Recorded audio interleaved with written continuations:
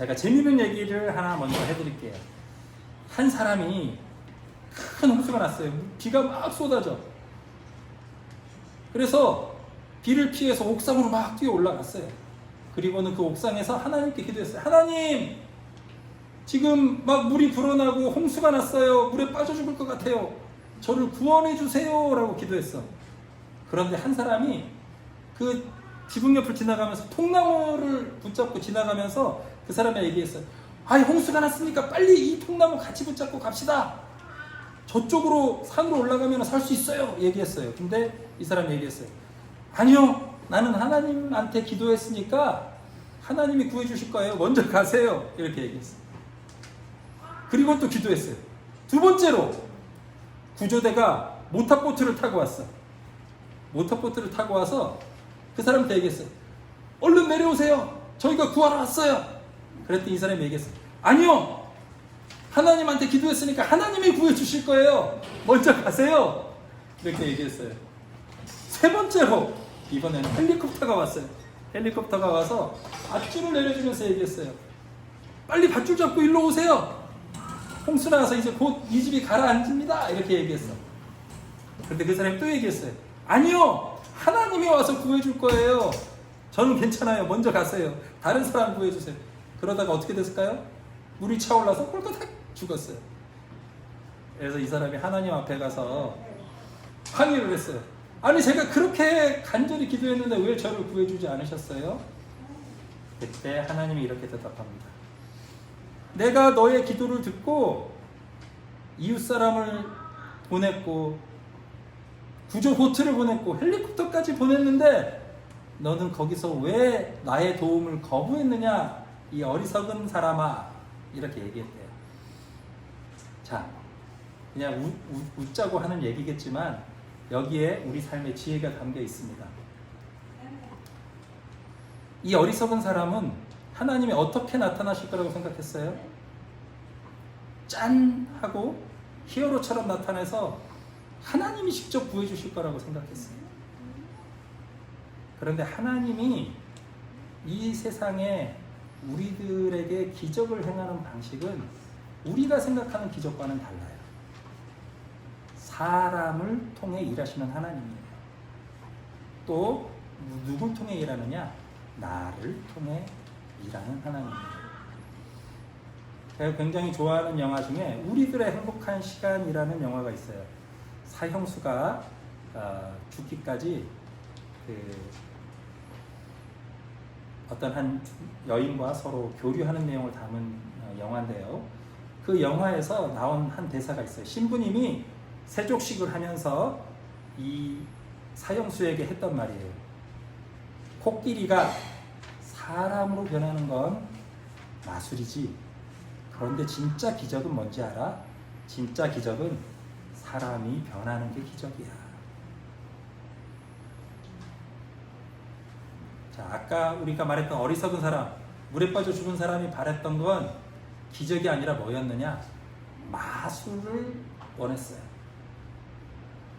짠! 하고 하나님이 나타나서 나를 확 바꿔주기를. 그런데 하나님이 우리 세상에서 우리들과 함께 우리가 기도할 때에 우리에게 응답해주는 방식은 무엇이냐? 사람을 통해 일하세요. 사람이 변하게 만드는 게 기적이에요. 우리 삶의 진짜 기적은 뭐냐? 내가 사랑받지 못했는데도 사랑할 수 있게 되는 게 기적이에요. 무슨 힘으로? 하나님의 사랑으로 사랑하게 되는 게 진짜 기적입니다. 내가 깨달을 수 없었던 진리를 하나님의 지혜를 통해 깨닫게 되는 게 기적이에요. 또 하나, 두려워서 도저히 할 수 없었던 행동들을 하나님의 함께 하심을 믿고 하나님을 믿음으로 용기 있게 행동으로 옮길 수 있는 게 기적입니다. 자, 우리가 어릴 때는 부모님이 어떤 사람이라고 생각하느냐? 뭐든지 할 수 있는 사람이라고 생각해. 마술을 행해주는 사람처럼 나를 보호해주는 사람을 생각해. 그런데 나이가 들면 알게 돼요. 어떻게 알게 돼요? 아버지, 어머니도, 부모님도 할 수 없는 게 있구나. 내가 해야 되는 게 있구나. 그걸 점점 깨달아가게 됩니다. 우리 신앙도 마찬가지인 것 같아요. 우리 신앙이 아이일 때는 어떠냐? 하나님이 나의 삶을 완전히 바꿔주시기. 하나님이 직접 오셔서 나에게 마법을 행하시고 짠 하고 기적을 행해주길 기다리는 게 어린 아이의 믿음입니다. 그런데 삶을 살아가고 성숙해지면 성숙해질수록 뭐를 깨닫게 되느냐? 하나님의 기적은 무엇이냐? 하나님이 나의 마음에 사랑과 지혜를 주고 하나님이 나를 변화시켜 가시는구나를 깨닫게 되는 게 기적이에요. 그 기적은 언제 얻어지느냐? 하나님과 깊이 기도하면서 교제할 때 얻어지는 거예요. 나이가 들면 부모님의 마음이 점점 더 깊이 이해되는 것처럼 신앙이 깊어지면 하나님의 마음, 하나님의 사랑, 하나님의 지혜, 하나님을 향한 믿음이 점점 자라나게 됩니다. 우리가 누가복음 15장에 나오는 세 가지 비유 중에 첫 번째 비유는 뭐였냐? 잃어버린 양의 비유예요. 그때 목자는 양을 어떻게 구했죠? 양이 헤매고 있는 그곳으로 찾아가서 직접 메고 돌아와요. 하나님은 이렇게 우리 신앙이 어리고 우리 신앙이 자라지 못하고 유아적일 때는 어떻게 하느냐? 직접 우리 삶에 오셔서 짠 하고 만나주시고 우리 마음에 감동도 주시고 변화도 주시고 기적도 주세요. 병도 고쳐주시는 경우들이 있어요. 그렇지만 우리가 성숙했을 때는 어떻게 하느냐?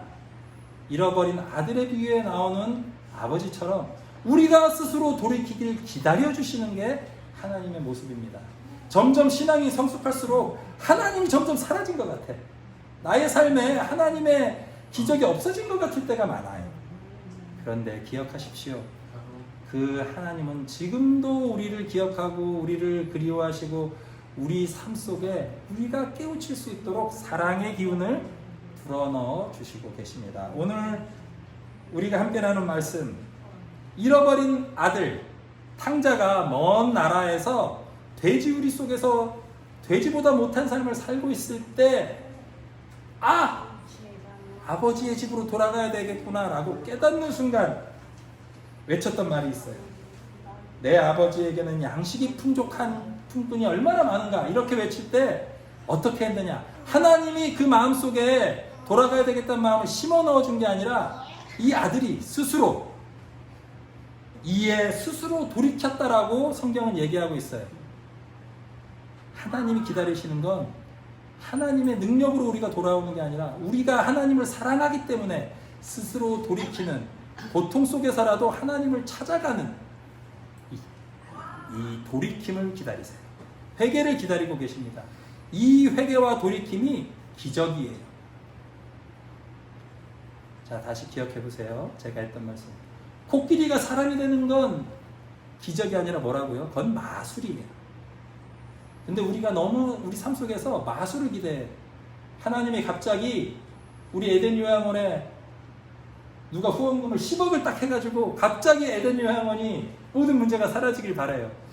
아니면 내 인생에 복권이 당첨돼서 갑자기 부자가 되기를 하나님한테 기도해요. 그거는 마술을 바라는 어린아이의 마음입니다. 하나님의 기적을 믿는 사람들의 삶의 방식은 뭐냐? 진짜 기적은 뭐냐? 우리가 이 어려운 가운데도 서로 마음을 맞춰서 조금씩 힘써 애써 일해서 우리 에덴 요양원 살림이 조금씩 나아져서 건강해지는 거, 이게 진짜 기적이에요. 누가 후원금을 10억을 줘가지고 갑자기 행복해지는 게 아니라 우리가 극복해 나가고 서로 힘을 모으고 어려운 가운데도 서로 사랑을 하고 서로 도와주고 해가지고 우리 에덴 요양원이 한 걸음 성장해서 든든한 요양원으로 서가는 게 진짜 기적입니다. 하나님이 바라는 기적이고요. 어려운 가운데도 서로 사랑하고 미워할 수밖에 없는, 서로 비난할 수밖에 없는 상황인데도 이해해주고 사랑해주는 게 진짜 기적이에요. 그 기적이 기도할 때 일어납니다. 하나님의 사랑을 마음에 품을 때 사랑할 수 있어요. 하나님의 지혜를 깊이 묵상할 때 지혜롭게 되는 거예요. 그 지혜와 사랑을 가지고 믿음으로 용기 있게 행동해 나간다면 우리 삶이 조금씩 조금씩 변화되는 삶의 기적이 우리 어르신들과 선생님들 그리고 우리 요양원에 가득할 거라고 믿습니다. 그게 하나님께로 돌아가는 길이에요. 기도할 때 기적이 일어납니다. 그 기적은 어디서 일어나느냐? 내 마음에서. 내 마음에 사랑이 생기고 감사가 생기고 지혜가 생기고 용기가 생기고 의욕이 생기는 것.